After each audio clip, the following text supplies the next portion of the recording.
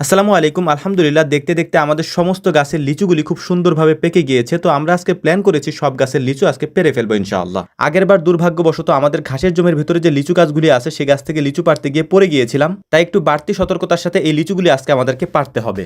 যদিও যে গাছ থেকে আমরা লিচু পাড়তেছি এই গাছের লিচুগুলি একেবারে চালের উপরে থাকার কারণে চালের উপরে দাঁড়িয়ে দাঁড়িয়ে এই লিচুগুলিকে আমাদের পাড়তে হচ্ছে একেবারে সহজ পদ্ধতিতে। আলহামদুলিল্লাহ, লিচুগুলি বেশ সুন্দরভাবে পেকেছে মাশাআল্লাহ, এটা দেখতেও খুব সুন্দর লাগছে। প্রতি বছর লিচু পাড়তে গিয়ে অনেক সমস্যার সম্মুখীন হতে হয়, তার মধ্যে অন্যতম হচ্ছে ঝড়ে এই লিচুর ডালগুলি ভেঙে যায় এবং লিচুগুলিও নষ্ট হয়ে যায়। এর পাশাপাশি বাদুর বা অন্যান্য পাখিতে এই লিচুগুলি খেয়ে ফেলে, তবে এবার এরকমটা কোনো কিছুই হয়নি। মোটামুটি আমাদের এইদিকে এই সিজনে সবার লিচু পাড়া হয়ে গিয়েছে, তবে আমরা একটু পরে পারতেছিলাম যেহেতু এগুলি আমরা বিক্রি করব না, যে কারণেই পুরোপুরি পাকা পর্যন্ত আমরা অপেক্ষা করেছিলাম যে একেবারে পরিপূর্ণভাবে পেকে গেলে তারপর আমরা পারবো। তবে কিছু লিচু এখনো পর্যন্ত কাঁচা রয়ে গিয়েছে যেগুলি আমরা এখন পারবো না। এখানে যে লিচু গাছ থেকে আমরা লিচুগুলি পারতেছিলাম এই লিচু গাছটাই হচ্ছে আমাদের বাড়ির ভেতরে সব থেকে বড় গাছ। এই গাছটা কয়েকবার ঝড়ে ভেঙে গিয়েছে, তারপরও আবার আলহামদুলিল্লাহ এটার মধ্যে লিচু ধরছে। এবং এই লিচু গাছ থেকে আমি কয়েকটা কলম কেটে বিভিন্ন জায়গায় গাছগুলি লাগিয়েছিলাম, আলহামদুলিল্লাহ ওই গাছগুলিতেও এখন পর্যাপ্ত পরিমাণে লিচু ধরে।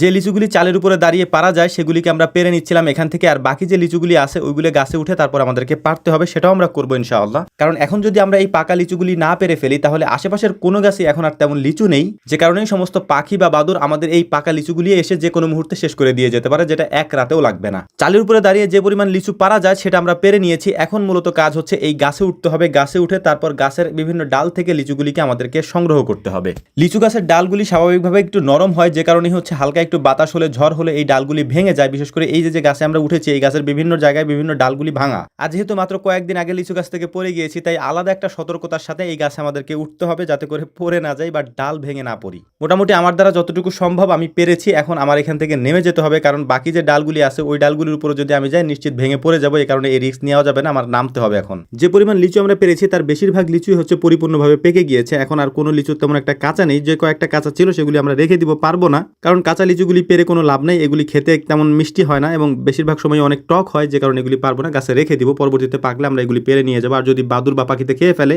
তাহলে তার কোনো কথা নেই, খেয়েই ফেললো তো আলহামদুলিল্লাহ ওইটা সদগায়ে জারিয়া হয়ে যাবে। আমাদের লিচু পাড়ার কাজ মোটামুটি শেষ হয়ে গিয়েছে। এখন এই লিচুগুলিকে সুন্দর করে আমরা এখান থেকে নিয়ে যাব, নিয়ে গিয়ে এগুলিকে মানে এগুলির মধ্যে যে পাতাগুলি আছে পাতাগুলি ছাড়িয়ে শুধু লিচুগুলি আমরা একটা ঝাঁকার মধ্যে রাখার চেষ্টা করবো ইনশাআল্লাহ। আমাদের এই গাছটা অনেক পুরাতন, আব্বা লাগিয়েছিল। এই গাছ থেকে আলহামদুলিল্লাহ আমরা প্রতি বছর যে লিচু পাই তাতে আমাদের পারিবারিক চাহিদা মিটেও আমরা আত্মীয় স্বজনদেরকে দিতে পারি। ওই গাছ থেকে লিচু পাড়ার কাজটা মোটামুটি আমাদের শেষ হয়ে গিয়েছে। এখন আমরা যেখানে বসে আছি তার আশেপাশে কয়েকটা গাছ আছে, এখানেও বেশ কিছু লিচু আছে, যদিও এই গাছের লিচুগুলি আগে থেকে অনেকে পেরে নিয়ে গেছে। তারপরেও অনেক লিচু এখন আছে, সেগুলিও আমরা পারার চেষ্টা করবো ইনশাআল্লাহ। তার আগে এই লিচুগুলির পাতাগুলি ছাড়িয়ে নিয়ে শুধু লিচু এবং লিচুর ডালগুলি আমরা রেখেছি এবং এটাকে আমরা রেখে দিয়ে এখন ওই লিচুগুলি পারার চেষ্টা করব। এই গাছটা এমনিতেই হেলে আছে, তাই একটু ভারী মানুষ যদি এটাতে উঠে তাহলে ভেঙে পড়ার সম্ভাবনা আছে, যে কারণে আমি উঠি নাই। তো লিচু পাড়ার পর বিকালে গিয়েছিলাম আমাদের ঘাসের জমিতে ঘাস দেখার জন্য, যেহেতু ঘাসের জমির পাশেই হচ্ছে আমাদের মাঠ, তাই ভাবলাম কিছুক্ষণ ফুটবল খেলে যাই। তো ফুটবল খেলতে গিয়ে একটা দুর্ঘটনাও ঘটেছে, যেটা আসলে অনাকাঙ্ক্ষিত।